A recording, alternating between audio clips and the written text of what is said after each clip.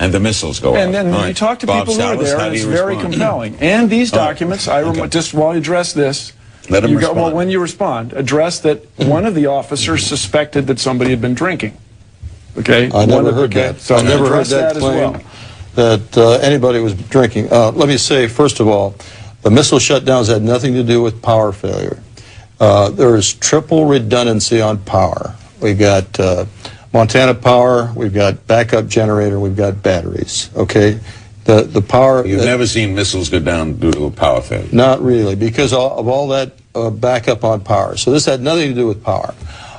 Second point, the flight security guard that reported this was about less than 100 feet away from this object. He was looking at it through his window. It was right outside the front gate, right above the gate. It was glowing red object, pulsing. And that, okay, did you see it? No, he didn't I see it. couldn't. I couldn't leave the capsule. But within seconds after that report, the missile shut down. Now, was that a coincidence? Well, it's hearsay, as we say. It's not hearsay. Well, you're It's saying testimony. that this guy told you. Well, you're not saying, I'm not asking you, you don't think he's lying. No. All right, so the guy did tell him. He did tell him, and he saw something. And The guy saw coincidentally, the something. missile shut down. Coincidentally. Isn't that a weird coincidence? Yeah, but I've many times I've flipped a light switch and now, what you if hear the a same, siren. I mean, what if the same thing happened a week earlier?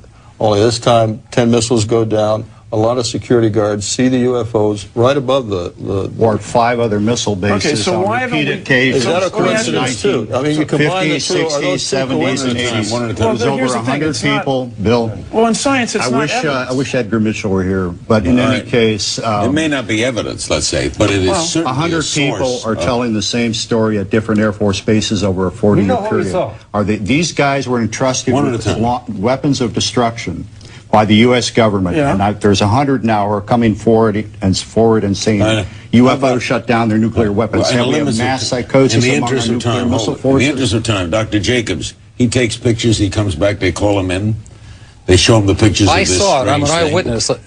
He saw it. I'm not he saw talking it, about- and Okay, they confiscated. Yeah. Why? I'm not Well, talking I about wouldn't be people who reported surprised. something. Hello? Well, go ahead. Yeah, go ahead. You mind if I speak, Mr. Comedian? Go ahead. I was there. I saw the film with my own eyes. I'm not lying. Why would I? I'm a university professor with a PhD and a lot of years of good, respectful research. So the guys from Ulster may not have seen the UFO, but they saw the results of it. I saw the damn thing on film with my own eyes, so don't call me a liar, and you weren't there. I was. With all due respect, I'm not calling you a liar. It's just quite a step to say there was a film with remarkable images on it that the CIA confiscated. Which I It's saw quite a and step which they to- did. Yeah, which is quite a step from there to say it was definitely a spacecraft from another civilization. That's the leap that the skeptical community is reluctant to take. Hey, pal, listen to me. I didn't say it was a spaceship from another civilization. I said it was something in the air that we couldn't identify. Therefore, it was an unidentified flying object. It was shaped like 2 saucers put together with a golf ball on top, and it fired a beam that we assumed was a plasma beam at a dummy warhead and knocked it out of space. Tell me what happened. Tell me who did that. Tell me in 1964 who had that technology, pal. Not us, and not the Russians, and nobody I know of. So come on, what's Mr. your Skeptic, conclusion? what about it? Well, so what's your conclusion? What's your conclusion? What are you saying? Well, my conclusion is that something happened that you don't know what it was, and I wouldn't be surprised if it had something to do with another aspect of military testing in the sky that night. And it's a much more reasonable explanation. We had nothing. There was nothing in our inventory that could So possibly let's do this other little thought experiment, everybody. Okay, let's say this has been going on since 1967, routinely, right? There's an old joke in broadcasting. Are you going to do this with baking soda and vinegar, Bill? Hold on. We're running out of time. It's an old joke in broadcasting. Well, it's like trying to photograph a car wreck. At one time considered an impossible thing to do. If you send out a news crew, let's go shoot a car wreck, that was a joke. Well, now, routinely, on the nightly news, we see car wrecks. We see car wrecks on the freeway. We see car wrecks behind us. Why was it a joke? Because there didn't used to be a camera everywhere.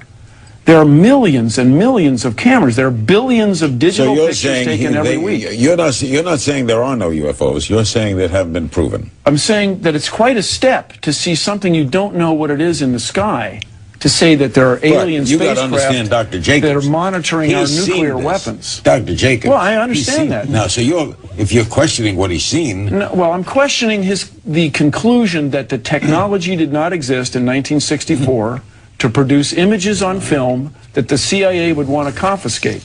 If I may. Well, in 1964, you were trying to figure out what. In 1964, you were trying to figure out what girls were. I was in the service in a scientific capacity. So, sir, you can attack. So, get off your skeptic high horse, pal. Well, it just doesn't. You're attacking us. You're the one who's making ad hominem attacks and saying that's quite a step. You bet it's quite a step. May. All right, one at a time, please. We got 2 minutes left. The other person, the other former Air Force officer, retired Air Force officer involved in it, was charged with photo analysis of this film. Florence Mansman. He's now deceased. Florence J. I've spoken to his widow. I have correspondence, private correspondence between Dr. Jacobs and Dr. Mansman, actually.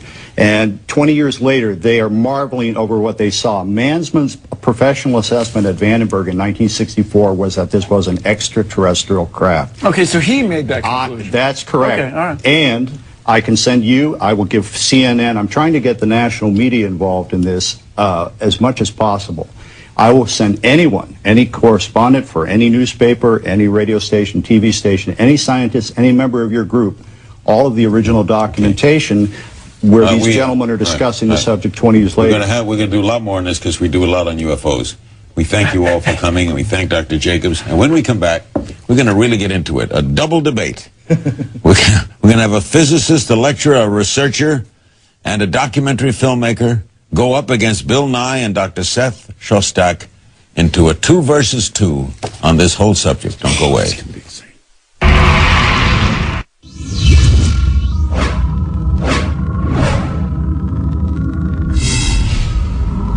Do you think it's possible that it was from another world? My Air Force training says I can't think that way, okay? I know what I saw, and I get very upset, and I was wondering why they won't find out what it was. Until somebody actually sees it, they have no idea. No idea. A story this big, there's no way it could be kept secret from the public. What do you say to someone like that says that? Well, somebody's kept it pretty secret for quite a while, haven't they? 4 distinguished gentlemen will now debate this reasonably. They are here in Los Angeles. Stanton Friedman. He's a physicist, lecturer, and UFO researcher and author of Flying Saucers and Science. James Fox is a documentary filmmaker and UFO researcher, the executive producer of Out of the Blue, and finishing up a new film, the working title Beyond the Blue. Bill Nye, our science guy, remains. And in Boston is Dr. Seth Shostak, the senior astronomer for the SETI Institute. That stands for the Search for Extraterrestrial Intelligence. He's the host of the weekly radio program, Are We Alone? All right, Stanton, it is Bill's contention that, yes, people have sighted things, yes, there are reports, but we don't know there are unidentified flying objects from other planets. Well, you know, I admire Bill's courage. I can't imagine a well-trained scientist who's expert at communicating science to the general masses of people, who has courage enough to go on a national, international television program to talk about something which he hasn't researched, something which he knows nothing about, and pretend he's being a scientist about it. Frankly, I'm sick and tired of the debunkers making their research be proclamations. I mean, Bill showed a document with, you know, names redacted. How about this is a CIA document, it took me 5 years to get, about UFOs, not just names redacted. Right. Are you saying, Stanton, as a physicist, that there are unidentified flying objects that have come from other places? Yes, I'm going beyond that. That's why the book is Flying Saucers and not UFOs. UFOs would be shilly-shally. They'd be unidentified, yeah. Yeah, I'm saying some of these... What are you saying? Some UFOs are intelligently controlled extraterrestrial spacecraft. We're dealing with a cosmic Watergate, meaning a cover-up by the government. Right. And there are no good arguments against those two. And we're dealing with the biggest story of the millennium. Before I have Bill respond, let's have Dr. Shostak respond. Doctor, what do you know or not know? Well, you know, Stanton likes to say those of us who are not doing the UFO research shouldn't opine about them. And I find that not such a convincing argument because, frankly, I don't do black hole research. I'm an astronomer. I don't do black hole research. But I can read a paper about black holes and decide whether it sounds credible or not. Is the guy who did it, is he credible? Was the paper reviewed? Are other scientists convinced? Can I repeat the experiment? There's no reason that Bill Nye nor I can't offer a serious opinion on this subject. So I regret that he said that. Secondly, you're not offering a serious opinion. Oh, don't interrupt, Sam. Okay. All right. Let's bring in James Fox. Do you know that you're not a scientist, but a filmmaker? Do you know that objects have come from other places, not the Earth? Here's my theory. Okay, we've got two possibilities. Two possibilities. The observed phenomenon. By the way, I've got a little document here that was released through FOIA request. It's from the Air Materiel Command, General Nathan Twining, admitting on the 23rd of September 1947 that the phenomenon is real and not visionary or fictitious. What do you know? So basically, there's an observed technology for at least 60 years that one can easily establish. The ability to hover without making sound, without disturbing the air, and accelerate from a standpoint to out of sight in the blink of an eye. So either there's an agency within some government in the world that's in possession of that technology and has kept it under wraps for 60 years, and I can definitively say that. Government could be ours. And it's a terrestrial explanation. There's a terrestrial explanation for that technology, or there isn't. Or the government could be ours, too. Or the government could be ours. So, which would explain that they've kept this technology under wraps for 60 years or more. Can you unequivocally, Bill, say that there are no objects coming from outer space? Can you say that? Of course not. There are definitely objects coming from outer space. There's 100,000 tons of manned alien of dust that lands put a sheet out every night, you'll find dust. Aliens. Well, I'm very skeptical. You know, as we say in science, the simplest explanation is generally the best one. So here's our problem, I think. People are confident that the United States government has covered things up. Right. And indeed, if you read recent publications, stuff declassified last year, and I didn't write the book, but if you read something like Legacy of Ashes about the CIA has covered up a lot of things. And a couple times they got their own forces shooting at themselves because one part of the organization didn't tell what the other part of the organization. What's your point? My point being that the U.S. government could have accidentally led people to believe that there was a lot more going on than there really was. And so this ability of the U.S. government to create these rumors, generally inadvertently, may I say, has led people to have confidence that when they can't explain something by traditional means, it must be some amazing, never before experienced let me get a break. We'll come right phenomenon. back. Okay. Where are these so-called space aliens coming from? What do they want from us? We'll ask after the break.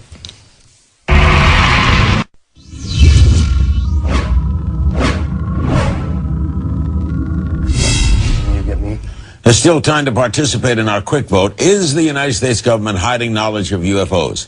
Head to CNN.com/Larry King right now and weigh in. Right now, yes, by the way, is in the lead. Before we continue, let's take a look at a clip from James Fox's new movie. It involves a Japanese airliner. Watch. Picking up a hit on the radar, approximately 5 miles inshore of your 6 o'clock position. Do you concur?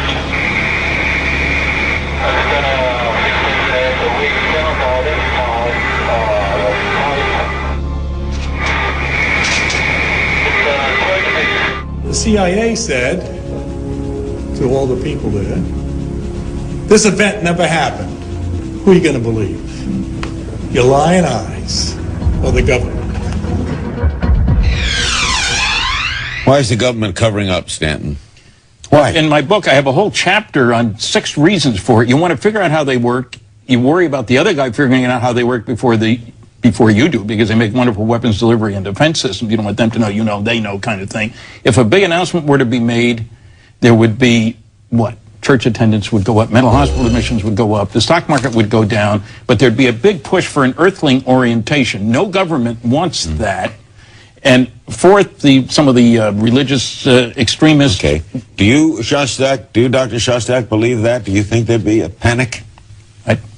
Nope, absolutely not, Larry. Polls have shown since the 1960s that something like 50–60% of Americans believe that we are being visited by saucer sailing aliens that occasionally abduct you for experiments that are inappropriate on a first date, and nobody's rioting in the streets about that. New York Times announced it tomorrow. I think people would say, well, I knew it all along. Our latest associated